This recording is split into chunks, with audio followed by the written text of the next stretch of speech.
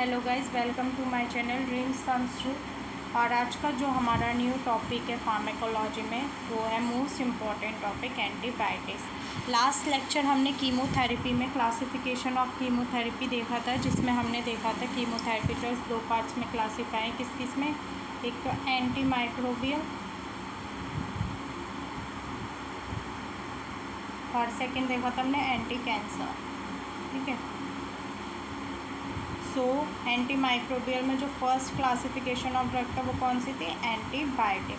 सो बिना time waste करे हम अपना आज का लेक्चर स्टार्ट करते हैं। सो सबसे पहले हम देखते हैं एंटीबायोटिक्स क्या होती है। तो एंटीबायोटिक्स क्या होती है? एंड यहाँ पे दो वर्ड है, एंटी और biotics. The word antibiotic comes from the Greek anti, जिसका मीनिंग होता है अगेंस्ट, और बायोस मीन्स होता है life. Antibiotics are also known as anti bacterial drug. अब हम इसकी डेफिनेशन देखते हैं। Definition: in the strict sense, antibiotics are antibacterial substances produced by various species of microorganisms, bacteria, fungi, actinomycetes that suppress the growth of other microorganisms. So antibiotics जो drugs होती हैं वो कैसे ऑब्टेन कर जाते हैं? कुछ तो नेचुरली दूसरे जो माइक्रो ऑर्गेनिज्म हैं उनसे ली जाती है, वो माइक्रो ऑर्गेनिज्म से, है ना, जैसे बैक्टीरिया, फंजाई, है ना, एक्टिनोमाइसिटिस। और कुछ एंटीबायोटिक्स कौन सी होती है जिन्हें हम लैब में सिंथेसिस करते हैं, ठीक है, जो नेचुरली नहीं, जो सिंथेटिक एंटीबायोटिक्स होती हैं।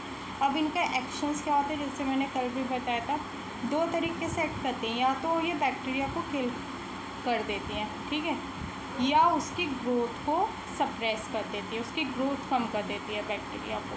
तो ये एंटीबायोटिक का क्या होता है? Mechanism of action. ठीक है, तो in the strict sense antibiotics are antibacterial substance जो प्रोड्यूस होते हैं वेरियस स्पीसीज, जो मैंने बोला था, जैसे कि बैक्टीरिया, फंजाई, एक्टिनोमाइसिटिस, जो क्या करते हैं? सप्रेस करते हैं growth of other microorganism. Common usage often extend the term antibiotics to include synthetic antimicrobial such as sulfonamides और क्यूनिलॉन्स। और जो सिंथेटिक एंटीमाइक्रोबियल या एंटीबायोटिक ड्रग्स है वो कौन से है? आपकी सल्फोनामाइड्स एंड क्यूनिलॉन्स। अगर हम फर्स्ट एंटीबायोटिक की बात करें, the first antibiotic to be discovered was penicillin.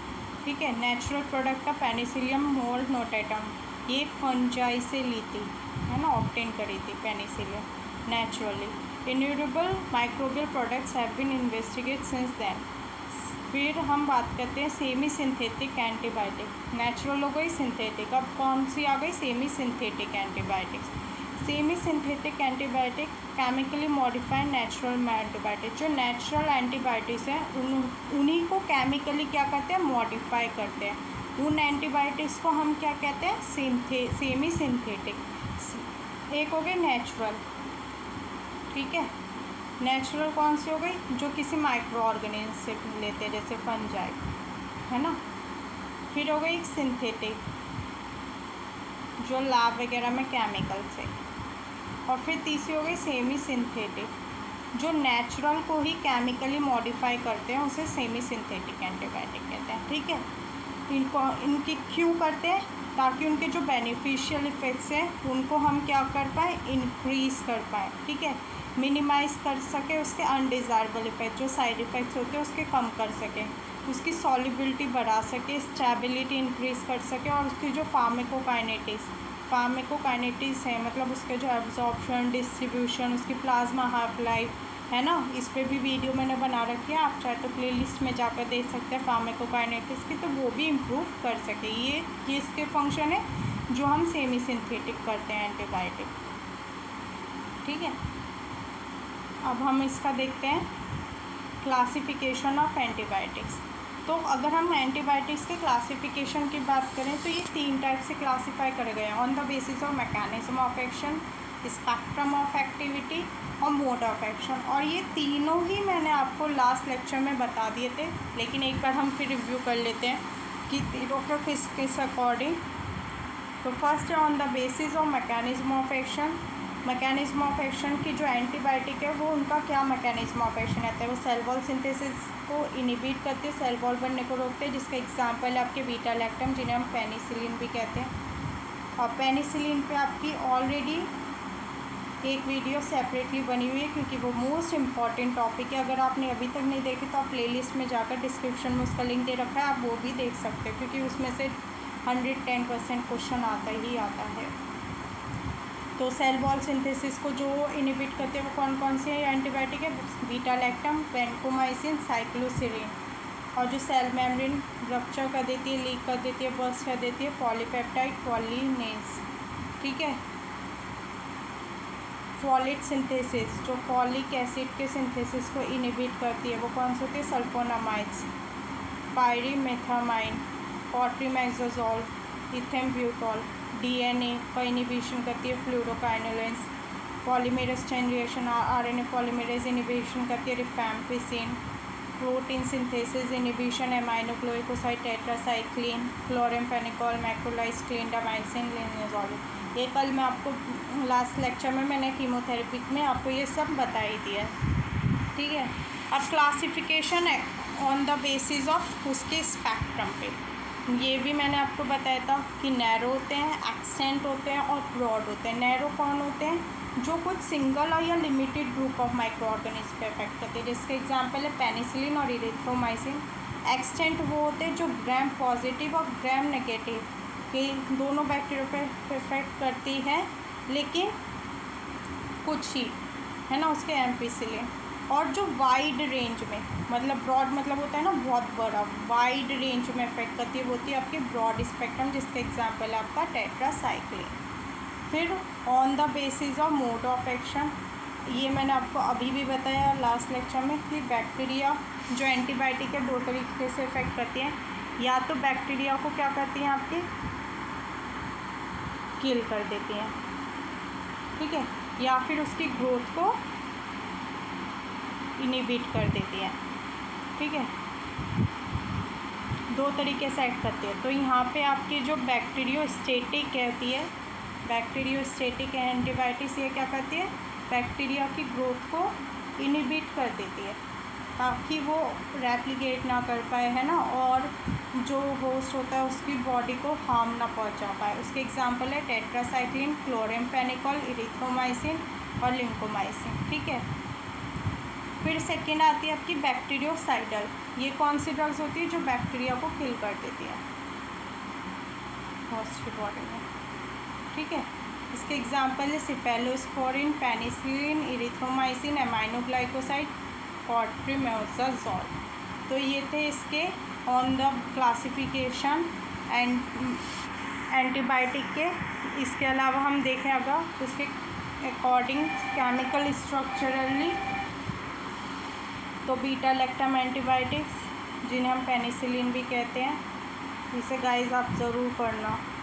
एमाइनोग्लाइकोसाइड antibiotics, macrolide antibiotics, antibiotic with fused ring system, lincomycin, polyene antibiotics, polypeptide antibiotic और अनक्लासिफाइड एंटीबायोटिक्स। ठीक है, ये इतना ज़रूरी नहीं है बट जस्ट अ ओवरव्यू। अब व्हाट आर द इंडिकेशन या what are the uses of antibiotics pneumonia में करते हैं। फर्स्टली ये हमेशा याद रखना, एंटीबायोटिक किस पे इफेक्ट नहीं करती, वायरसेस पे। अगर एंटीवायरल कोई डिसीज़ है ना, मतलब वायरस से रिलेटेड कोई भी डिसीज़ होती है जैसे कॉमन कोल्ड वगैरह, उन पे आपकी एंटीबायोटिक का कोई इफ़ेक्ट नहीं होगा। तो एंटीबायोटिक के यूजेस क्या है, निमोनिया, सेप्सिस, सेप्सिस मतलब कोई भी इन्फेक्शन, है ना, मेनिंजाइटिस क्या होता है, inflammation of meninges, osteomyelitis, urogenital infection, gall infection, quinsy, quinsy क्या होता है, इन्फ्लामेशन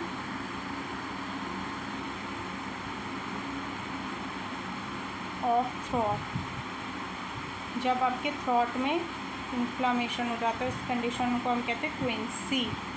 ठीक है। स्किन इन्फेक्शन, म्यूकस मेम्ब्रेन में देते हैं डिप्थेरिया, सिबेरियन अल्सर, कौन कॉज करता है, एंथ्रेक्स, शीप वगैरह। Gynaecological infection, syphilis, respiratory, ENT infection, fungus infection, इन सब में हम क्या दे सकते हैं, हम एंटीबायोटिक का यूज़ कर सकते हैं।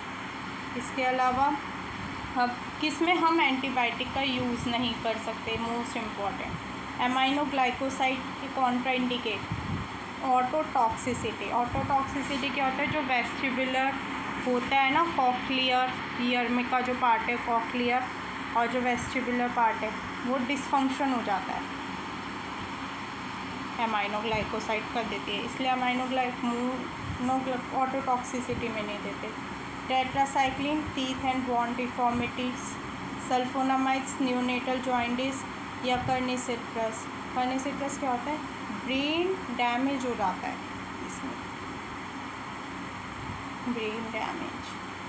क्लोरेमफेनिकॉल grey baby syndrome, quinolones and ciprofloxacin arthropathy जो बोन एंड कार्टिलेज डैमेज। तो इन कंडीशन में हम ये ड्रग्स नहीं देते। ऑटोटॉक्सिसिटी में हम एमाइनोग्लाइकोसाइड नहीं देंगे, बोन डिफॉर्मिटी में हम टेट्रासाइक्लिन नहीं देंगे, है ना, न्यूनेटल जॉइंटिस में हम सल्फोनामाइड्स नहीं देंगे, ग्रे बेबी सिंड्रोम में क्लोरेमफेनिकॉल्स नहीं देंगे। तो इन कंडीशन में हम ये सब नहीं देते। अब what are the side effect, क्या क्या होते हैं, rashes, allergy, vomiting, diarrhoea, ototoxicity, है ना। इसके अलावा और कौन कौन से, डायरिया हो जाता है, indigestion, abdominal pain, loss of appetite, बीमार जैसा फील होना, itchy, coughing, life threatening allergy reaction. तो ये था हमारा ओवरऑल एंटीबायोटिक के बारे में। आई होप यू गाइस आपको आज का लेक्चर समझ में आया हो, और अगर आपको मैंने पहले भी बोला कोई डाउट हो या कोई और वीडियो चाहिए तो आप कमेंट सेक्शन में जाकर कमेंट भी कर सकते हो। और अगर आपको पेनिसिलिन की वीडियो जो सेपरेटली बनी है उसका लिंक आपको डिस्क्रिप्शन बॉक्स में मिल जाएगा। और अगर आपको आज की वीडियो अच्छी लगी हो तो please like, comment, share and subscribe my channel. Thank you guys for watching this video. Thank you.